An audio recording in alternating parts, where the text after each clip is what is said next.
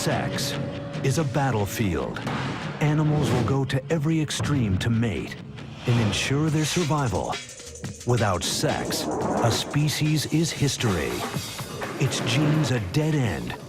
From violent couplings to sperm wars, to mating rituals, and finally, amazingly, to love.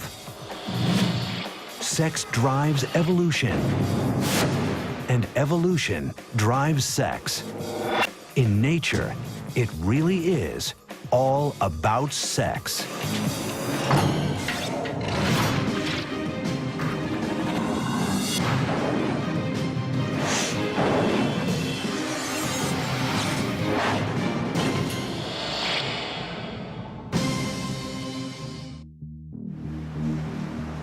Just off the coast of Bimini Island in the Bahamas,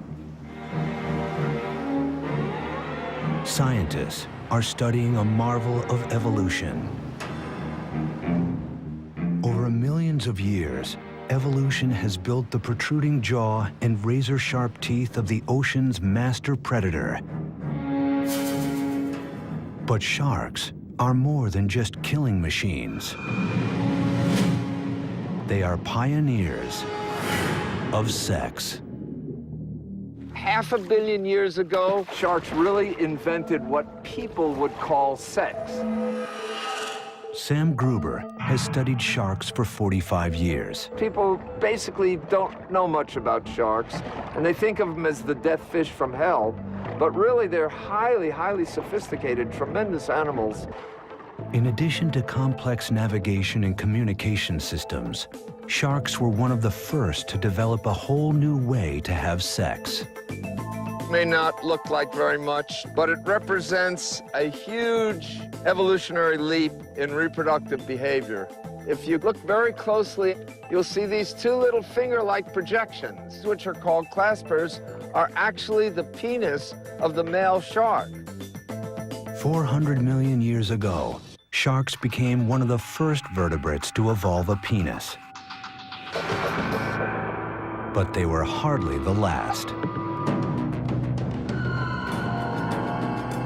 Over millions of years, the penis proved so valuable that it evolved independently in animals as different as insects, birds, and reptiles.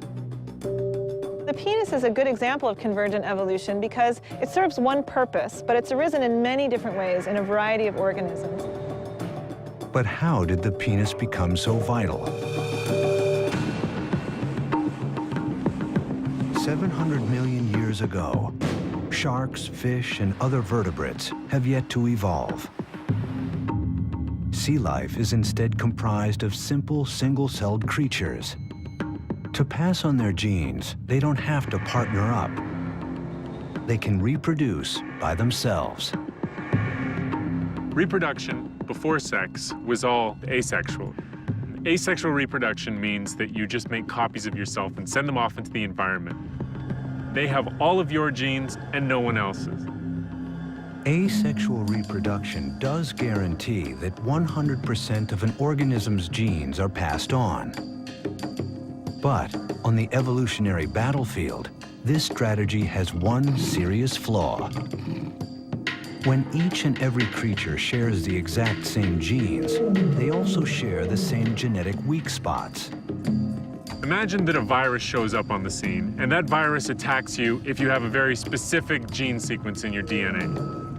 Now, if everyone in your population has the same DNA, that means that that virus is going to wipe everyone out. But with sexual reproduction, the mixing and matching of genes increases the odds of at least some individuals living on. The secret to survival is sex. The first animals to adopt sexual reproduction emerged 600 million years ago. But the sex they practiced is not what humans might imagine. These passive creatures, relatives of modern coral, were tightly anchored to the sea floor. How can you mate when you can't move? Cast sperm and eggs on the waves and hope they meet. Each summer, billions of coral polyps simultaneously launch their reproductive cells into the current. Each coral releases both sperm and egg, but instead of combining with each other, they wait until they encounter the seeds of another coral. No one knows how they do it. This mass spawning is one of nature's most arresting spectacles.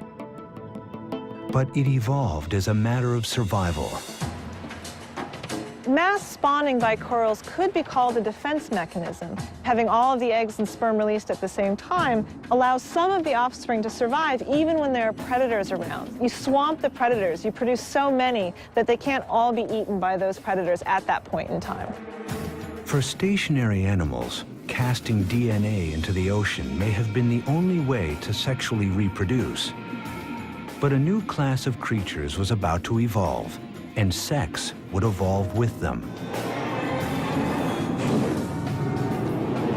About 570 million years ago, in a very brief period of time, we see the origin of many different, often very complex body forms, some of which are still with us today. Many forms that resemble modern invertebrates, crustaceans. We even see the first fish. These early fish could move like no other creatures that came before. Instead of relying on ocean currents to carry their fate, males could directly target the female's eggs with their sperm. But even this method of mating had its pitfalls. The eggs, once fertilized, were not only tiny and fragile, they were exposed. This forced the parents to either stand guard or abandon them altogether. It would take another 200 million years for evolution to come up with a new plan, which is where sharks come in. In sharks, evolution gave rise to an innovation that allowed males to deploy sperm directly inside the females. Sharks invented sex, so to speak. This is just a huge difference from what we see in animals that lived 500 million years ago. Instead of two fish just randomly spraying their eggs and sperms out into the water, helter-skelter, these animals have to actually come in contact. Sharks are one of the first vertebrates to physically connect during sex. It may sound friendly, but with sharks, it's anything but.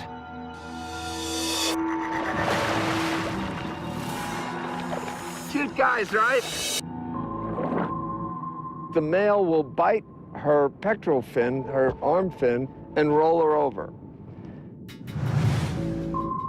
Then the male has these two claspers, or peni, and one is rotated around while the other stays back, and that's inserted into the female's cloaca, which is the common duct. This vertical hold may look brutal, but biologically speaking, it's a thing of beauty. It looks to me like a ballet because they have very difficult tasks to go through to bring themselves together. Each seemingly violent act has a necessary sexual function. The male flips the female shark to her back to relax her for penile insertion. He sinks his teeth into her skin to trigger her ovulation. She's even protected from his gashing. Female sharks have skin twice as thick as male sharks. They have amazing healing properties. They can have huge lacerations, which would kill a human, and they're perfectly fine with it. But the crucial innovation of shark sex is the penis. Once the male is firmly attached, a spur at the appendage's tip prevents it from slipping out. A sac in the male's abdomen fills with seawater and propels the sperm directly into the female's womb, where eggs await fertilization. So not only did they invent copulation, but they also invented getting pregnant. That is to say, internal fertilization. This represents a whole new stage in reproductive biology. Internal fertilization has been a foundation of sharks' 400 million year reign as the ocean's top predators. Not only does it protect their developing eggs from enemies, it leads to the birth of large, fully formed pups that are literally born to kill. For hundreds of millions of years, animals would remain confined to the Earth's oceans. 370 million years ago, a unique lineage of fish began to move towards land. Called tetrapods, they evolved legs from fins.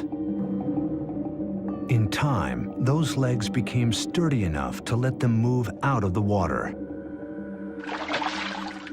But this new world presented new problems.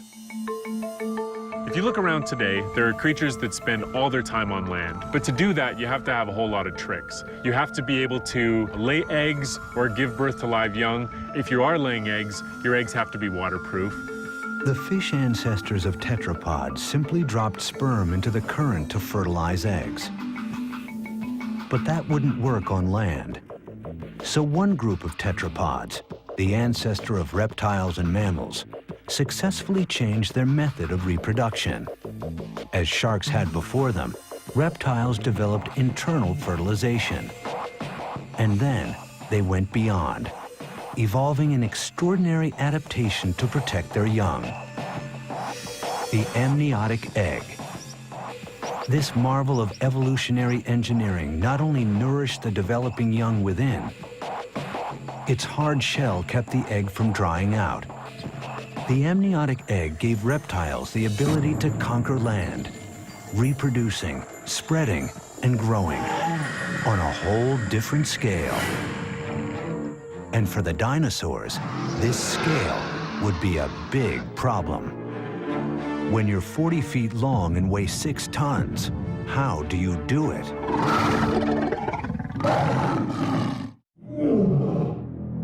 If you can't mate, if you can't pass on your genes, you are evolutionary history. But what happens if your own size gets in the way of mating? Some dinosaurs evolved to be the biggest animals ever to live on land.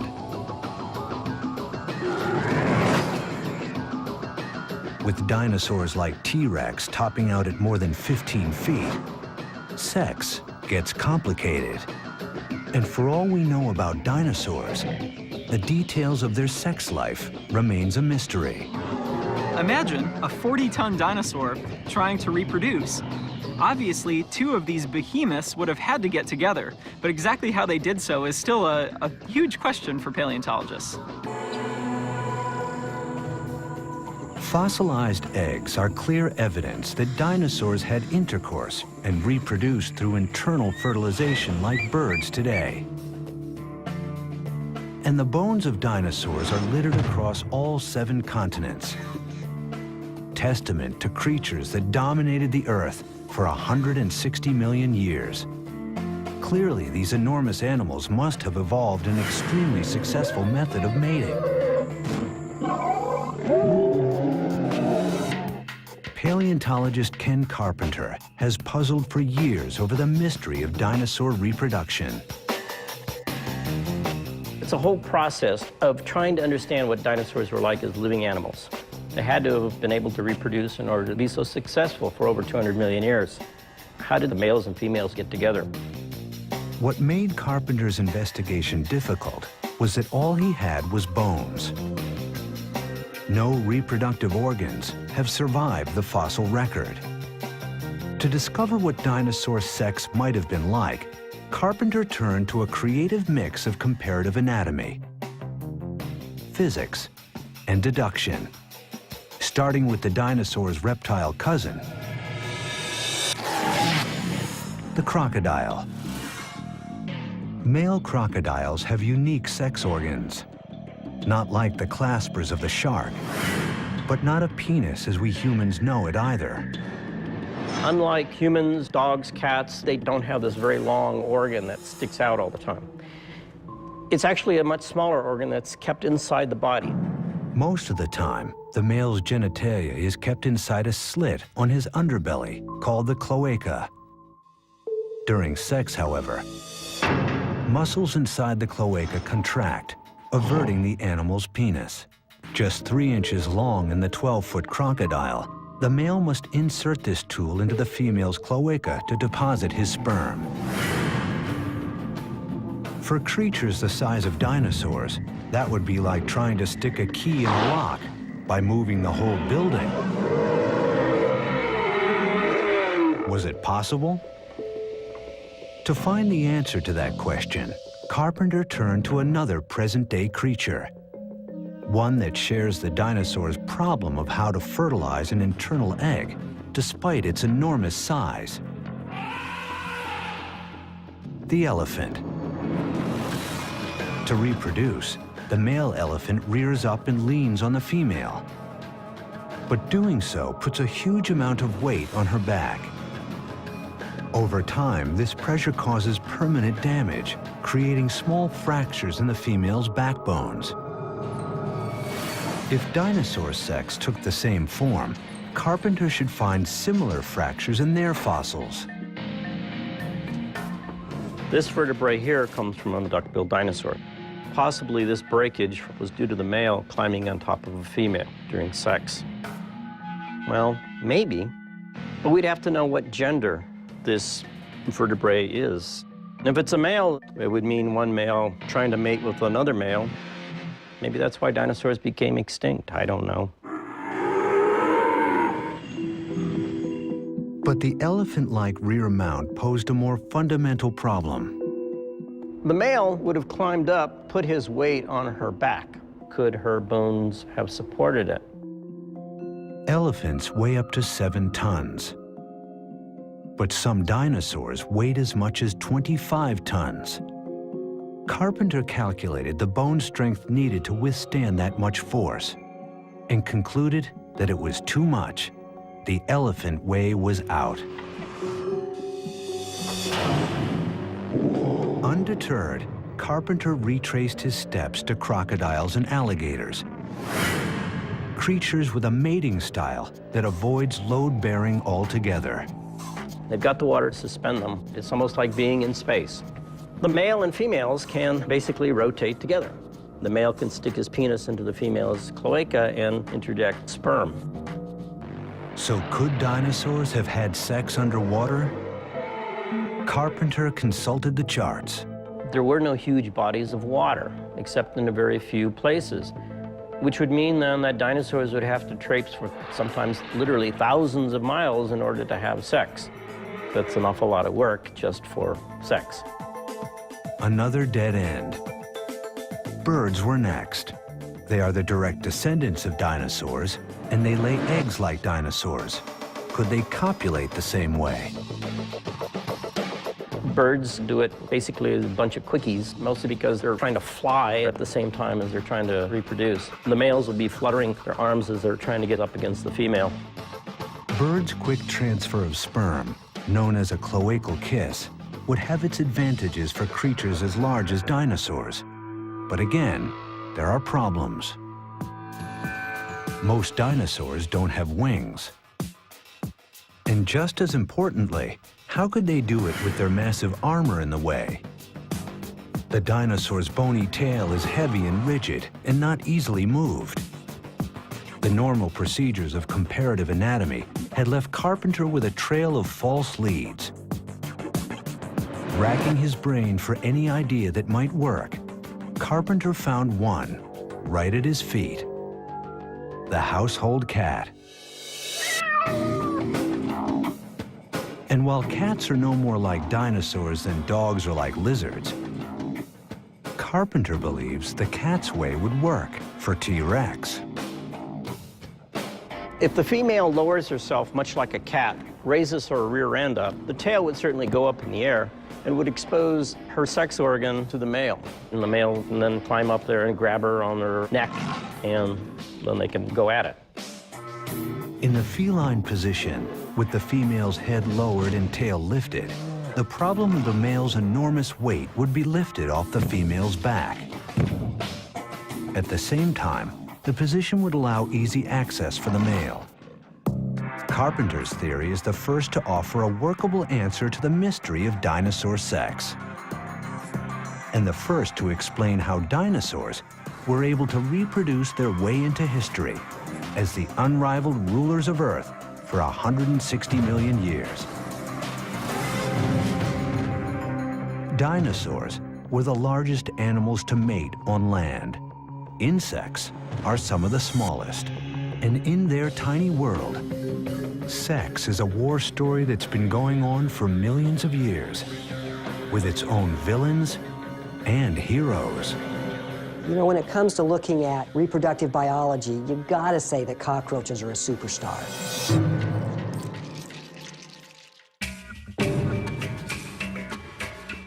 "65 million years ago, an asteroid 6 miles wide hurtles down from the sky and smashes into the Gulf of Mexico.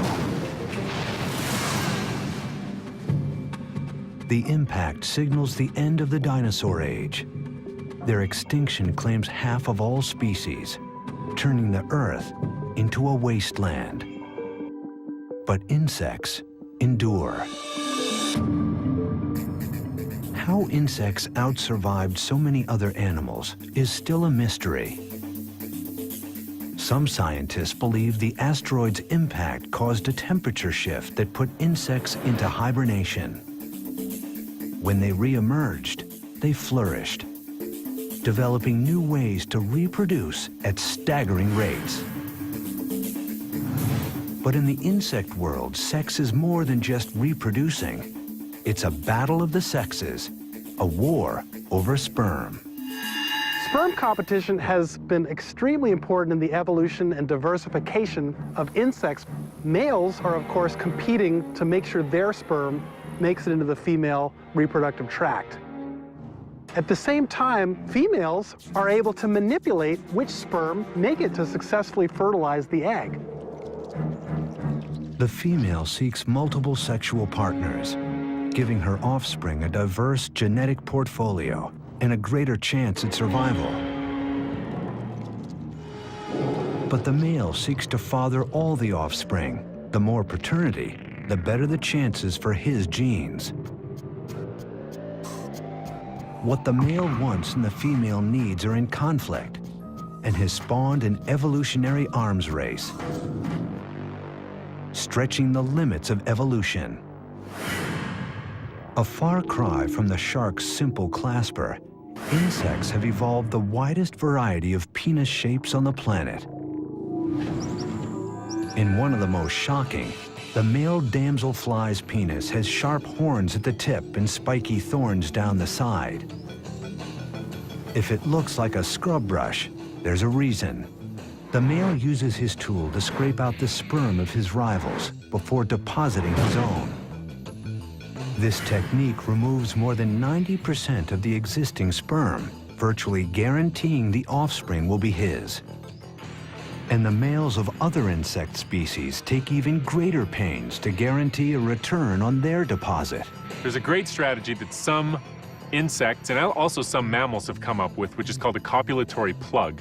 And after a male mates with a female, some of the semen hardens and becomes a plug, and it prevents other males from being able to mate with the female. It's a pretty good strategy.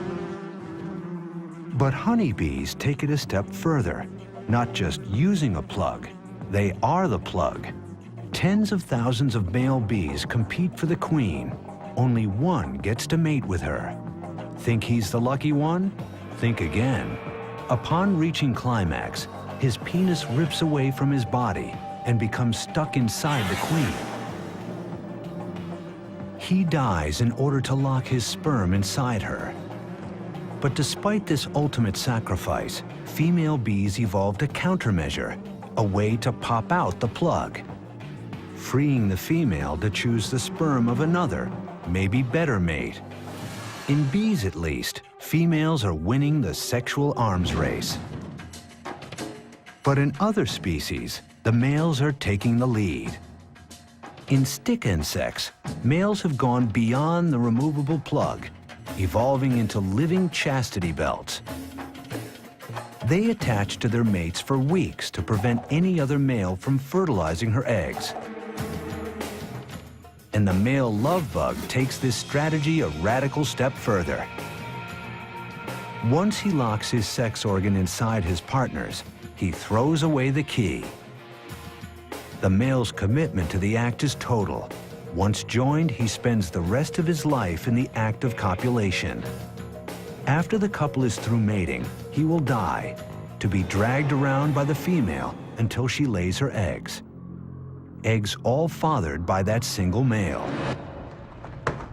From species to species, the sexual arms race is ongoing throughout the insect world. But in one familiar group, females may have found a way to finally end the war. Entomologist Ron Harrison heads up the cockroach extermination lab at the Orkin Training Center in Atlanta. To come up with ways to kill these ultimate survivors, Harrison spends his days studying the species most commonly found in homes. 95% of all cockroach problems in urban situations are German cockroaches. They're very quick in their reproductive abilities, and therefore that helps them become resistant to products that we actually use to try to get rid of them. Evolution has provided cockroaches a host of traits that make them almost impossible to eliminate. They can live a month without food and last hours without oxygen. But most critical to their survival is their speed of reproduction, a quality that might indicate that cockroaches have sex all the time, except they don't. Once a female has had sex and has that sperm, she's able there to hold it and then fertilize as she needs, rather than have to have sex again. Because of this one adaptation, the female needs to mate only once to remain pregnant for the rest of her life. Her one act of sex can yield hundreds of thousands of offspring, a remarkable ratio. This benefits the female in more ways than one. Mating in itself is costly. The more a female mates, the lower her probability of survival. Perhaps because there's some damage that occurs, they might be at risk of predation, and there's even some seminal fluids that carry toxins that decrease female survival. After her one act of sex, the female carries fertilized eggs with her throughout her entire life. So every female in the colony has the potential to become a colony herself. In pest control, what's really scary to us then is if you happen to have a German cockroach in the cuff of your pants or in your pocket or in a box that comes from the grocery store and it happens to be a pregnant female, that's all that's needed to get an entire population going. This adaptation has given the species the ultimate survival advantage. When you look at the whole evolution of animals, these started out 400 million years ago and are continuing to be very successful. You know, when it comes to looking at reproductive biology, you've got to say that cockroaches are a superstar. The battle of the sexes has made cockroaches, together with the rest of the insects, the most diverse group of animals on Earth. The drive to reproduce shapes not only insect life, but mammals as well, including us. Everywhere in the natural world, sex gets everyone bent out of shape.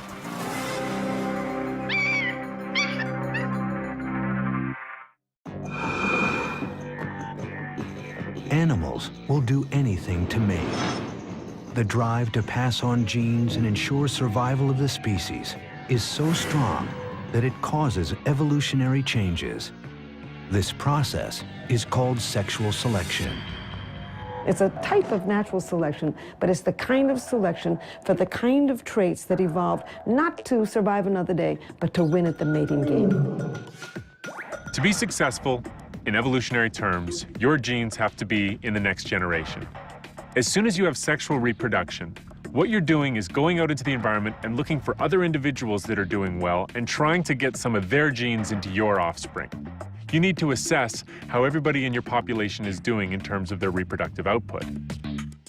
The game of courtship in the animal kingdom is largely typecast. For the most part, males display, females choose. There's not an animal on this planet in the wild that will copulate with anybody. They all have favorites. Too old, too young, too scruffy, too stupid acting, and they won't do it.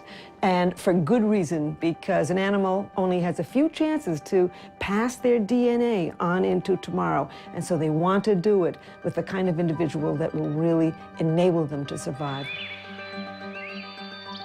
And females can often have really weird criteria by which they choose which male they're going to mate with. Sexual selection has had huge consequences. Males of a species, they have to compete with each other to find a female. It gives rise to a whole different set of behaviors and appearances in animals to compete with other males and try to get a female mate.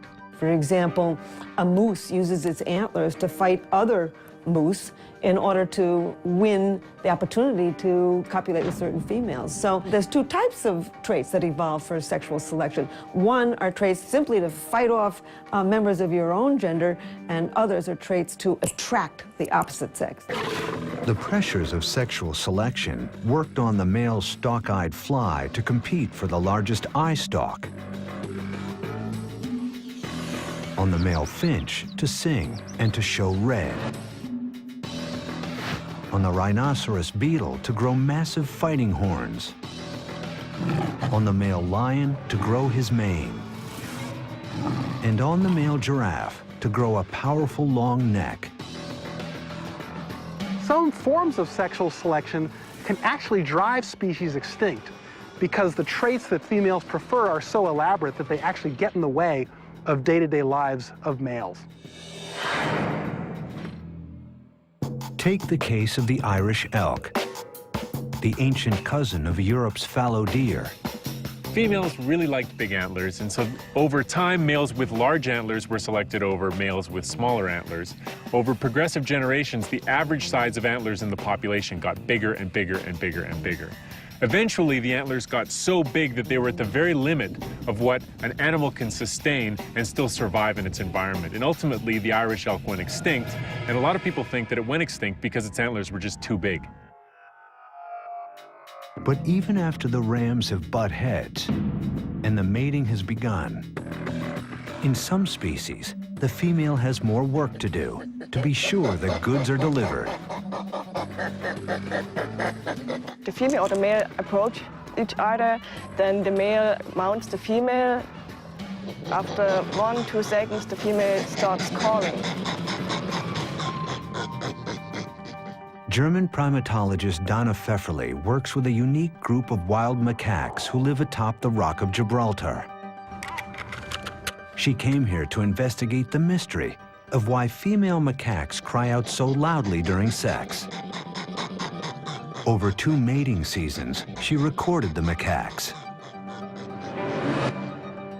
focusing on the frequency and intensity of the female's cries. She then looked for differences between the females who made noise and the females who didn't. What she found was extraordinary. Far more of the noisy females became pregnant. The earlier, the faster, and with the higher peak frequencies the female calls, the more likely the male is to ejaculate. In fact, males were 10 times more likely to ejaculate with a calling female than with a silent one.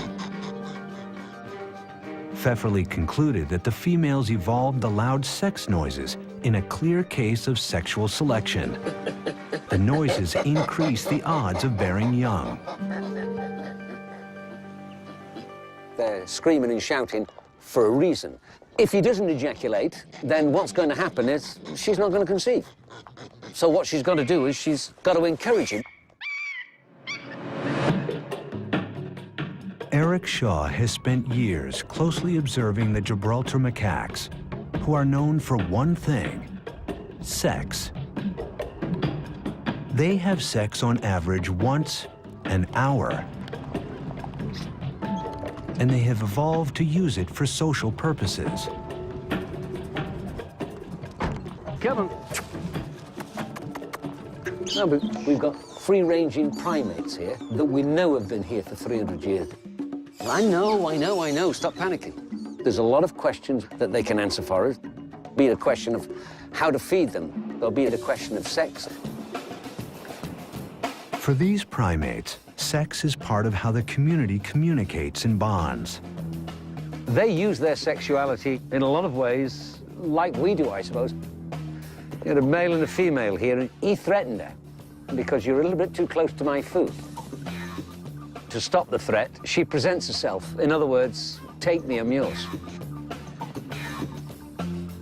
Here we go.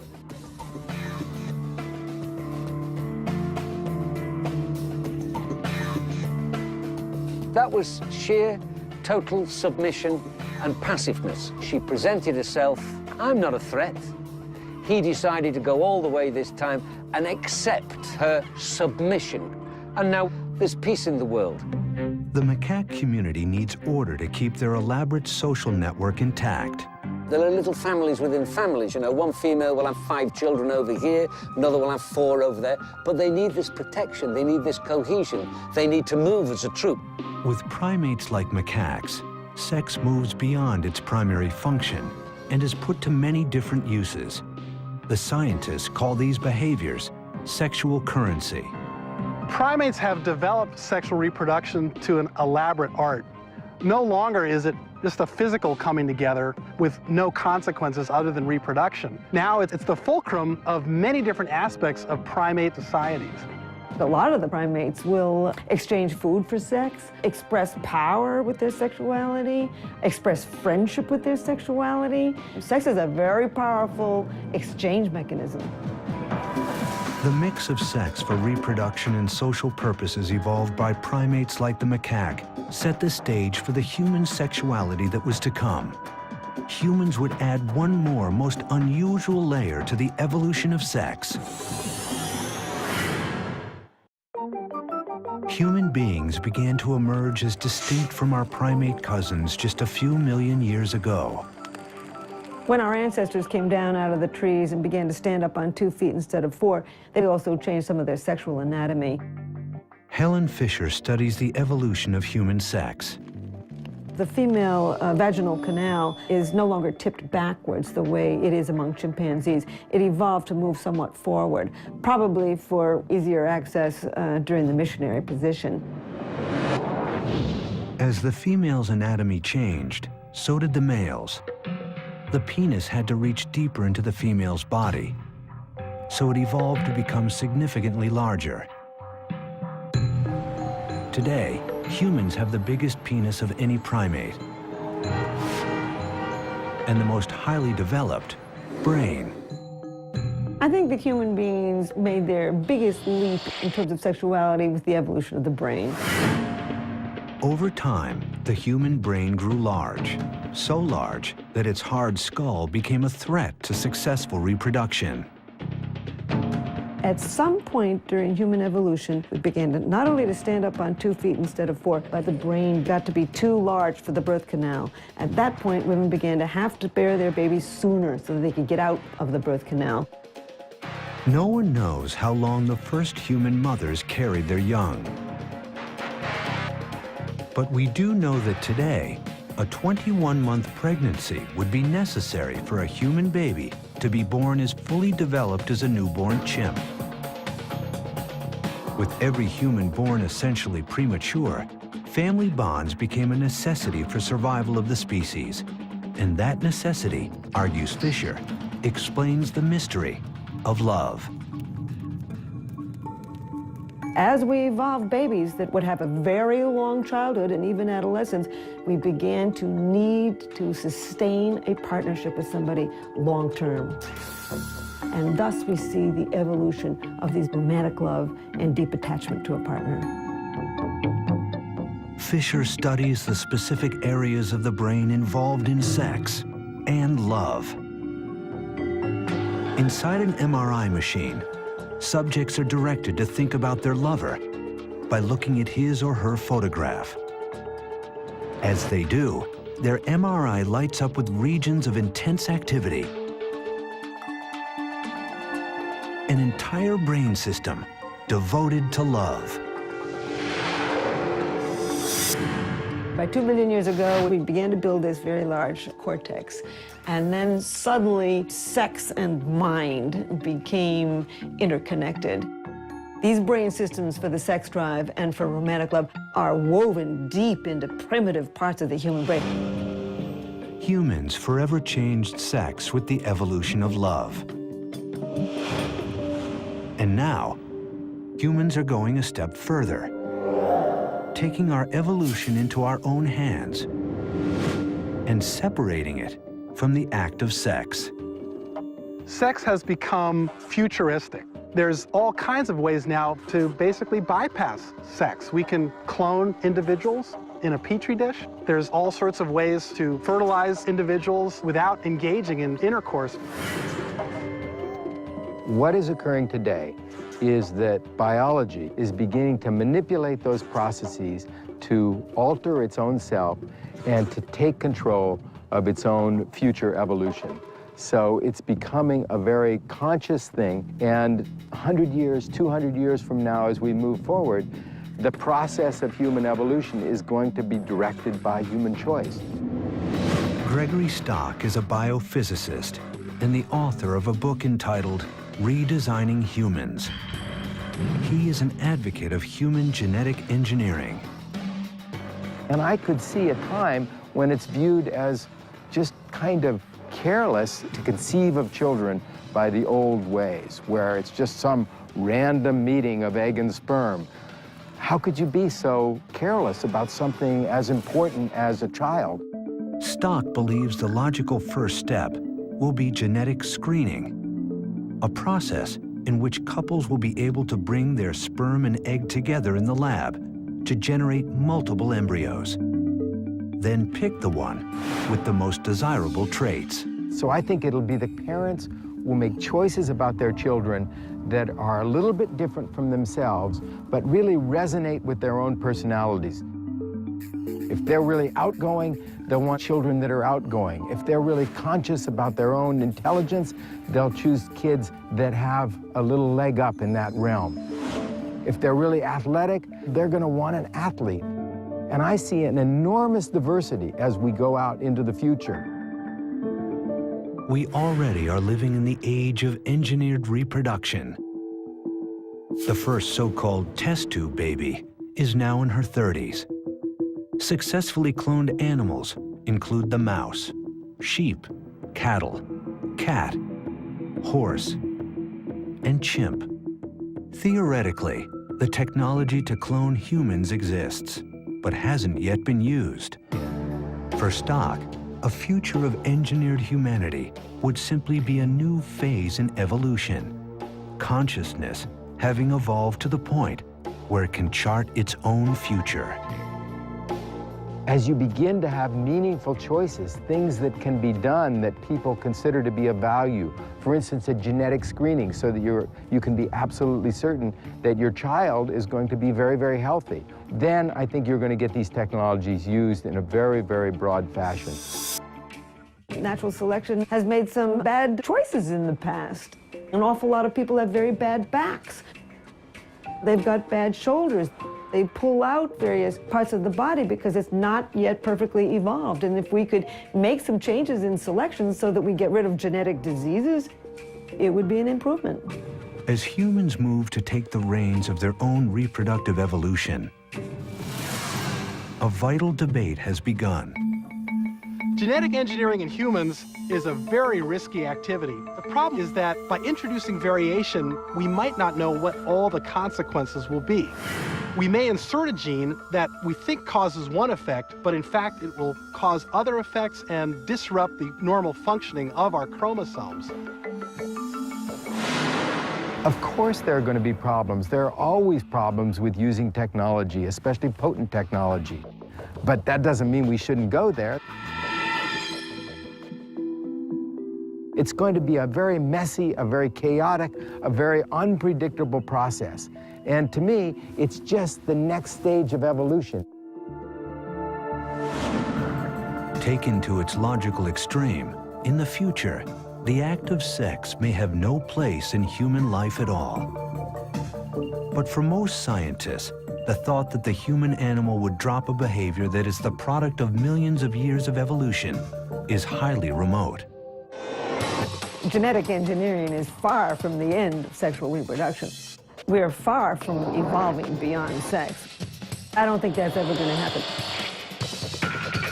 As long as there is life, it seems there will be sex.